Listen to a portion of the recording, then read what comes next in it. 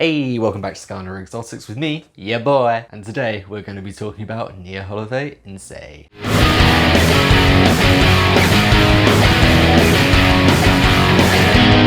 There's so much information out there. Chances are you've stumbled upon this because you're getting a Neoholothele incei and you want to know, how do I look after it? What do I do? How many papers am I going to have to read? Well, don't worry, I'm going to read that paper for you. You don't know, well, I mean, they're kind of interesting, you learn some things. But let's do that now.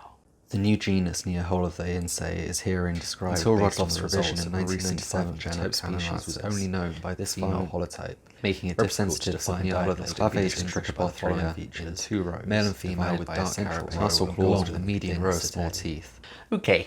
So what that shows us is it's more than you need to know. It is. However, these will be your general bits and bobs. So Neoholothele incei, that's how I say it. I haven't looked up if that's correct, but at the same time, I haven't seen anybody tell me I'm wrong. So it's got to be worth something, right?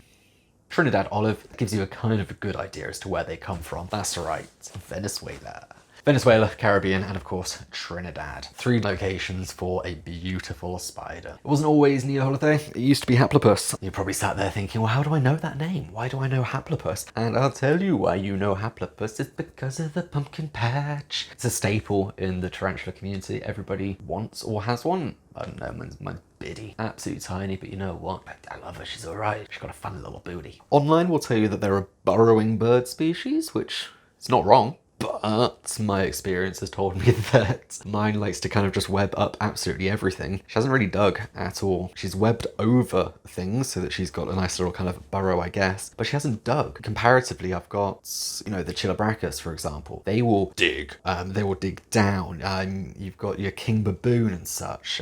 They dig. That's what I would be calling kind of your fossorial or your burrower. But this, not as much. Beautiful, absolutely beautiful species.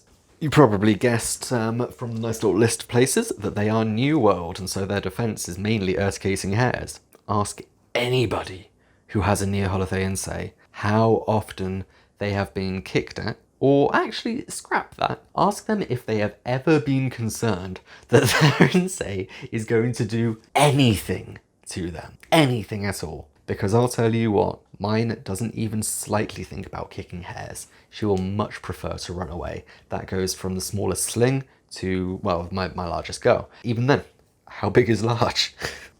Leg span, you're looking at about 6 to 7 centimeters, a couple of inches.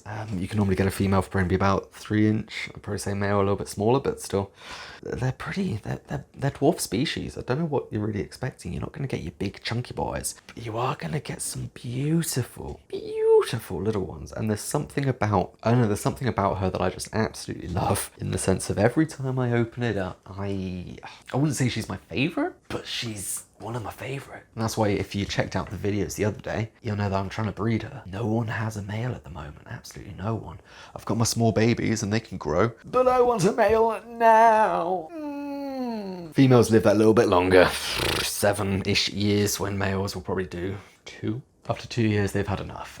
They just can't be doing it. They can live longer, don't get me wrong. They'll stop eating, they'll just wander around. They want to be doing the spider business. So when they don't get to do the spider business, they die. How hard are they? Not. I did a video conference call with work the other day, and I was videoing my girl eating just up on here. Open top, half an hour maybe filming. I wasn't worried that she was going to escape. I wasn't worried that she was going to do anything, actually, because I know that she's so content in her little tub. So yeah, now I've been looking around online, and generally the consensus is about 4 out of 10 for difficulty. I think all tarantulas start around there. You're not going to get anything that's going to be like a 1 maybe. No, like, yeah, everything has its, you know, because of the big fangs and such, they are still going to be a threat if they do something. Your brachypelmas and such, if they go for you, they will go for you, it will hurt. It's not going to be your kind of a 1 easiness of, I don't know, isopod, put them in a pot, throw water at them. Well done. But Chris, you said that if you can't really replicate the natural habitat. at home, so do whatever you want. You're right, I did. There's some things that you can't control, like I said. A lot of people will agree with that. Some things that you can, however. Look at what the country's wet seasons are like, look at what their dry seasons are like, look at what their maximum temperatures, look at what their minimum temperatures, what it is at day, what it is at night, etc, etc. A lot of the time I know on all the groups and such, I see a lot of people very much worried that their tea that they need to have a 70 to 75% humidity has dropped to 65% humidity for the day, and they don't know if it's going to survive and stuff. It will. It happens in nature. These things change, they fluctuate, the weather changes. Look at the overalls. So the way that I'll be looking at it for Neoholothele, for say, the wet seasons for kind of that area is going to be May until December. The other one's dry. We want to get it as natural. When it's coming into breeding and such, they'll kind of get their instincts. Spider instincts, they'll use their eye. They like it warm. Yeah, I'm guessing a lot of your bug rooms are going to be warm. Your general consensus again, Trinidad hits about 30 every single day. Doesn't mess about. And that's your Neoholothele incei. It's beautiful. I absolutely love them. You can get a gold variant as well. We've got a small gold sling at the moment. And you know what? They can do the thing. Once they do the thing, it just crosses the genes. It's not like anything else. You don't want to be doing that with anything else. You don't want to be crossing a Sturmy with a Lasiodora or something like that. It's not, they're not really compatible. These ones are. It's literally morphs within the parts. It's not a different binomial name. It's not a different species. It's not a different spider. They're the same parts, but just different color forms. The reason I say that is if you have a, I believe, female olive and a male gold, and they breed, you can have 50-50, or I think was it like 100% olive, but then they have the gene, so then on the next breeding it could be 50-50. I can't remember. I'll have a little look into that. It was an interesting read, I remember that, but I don't want to be. If that's what I'm doing, I want to get a gold and a gold, I want to get an olive and an olive, I want to keep them together. That's going to be my plan. We're going to be keeping quite a close tab on Dogwater, our girl. That's right, we do good names here, good names. Dogwater, our female Neoholothele incei. We love her to bits. They're fun tarantulas, absolutely fun. They're small, they're lively. When they're out, they are beautiful, and they rarely refuse food. I have never seen, no, my sling refused food, but then it molted 2 days later. So, standard tarantula stuff, really. So that's our first little species showcase. That's not the right bit for it. Come up with a name for these in the comments.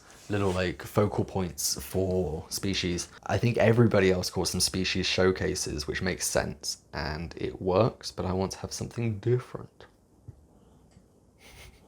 So pop down in the comments what you think they should be called, and then we'll name them all that.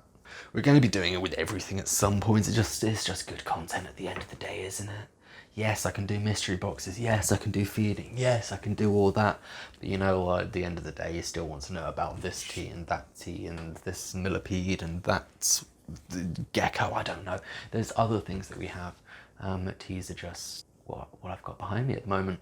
So with that, it brings us to the end of another Skaana Exotics. Don't forget.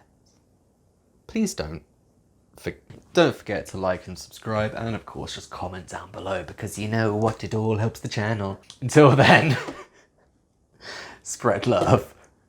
Neoholothele incei.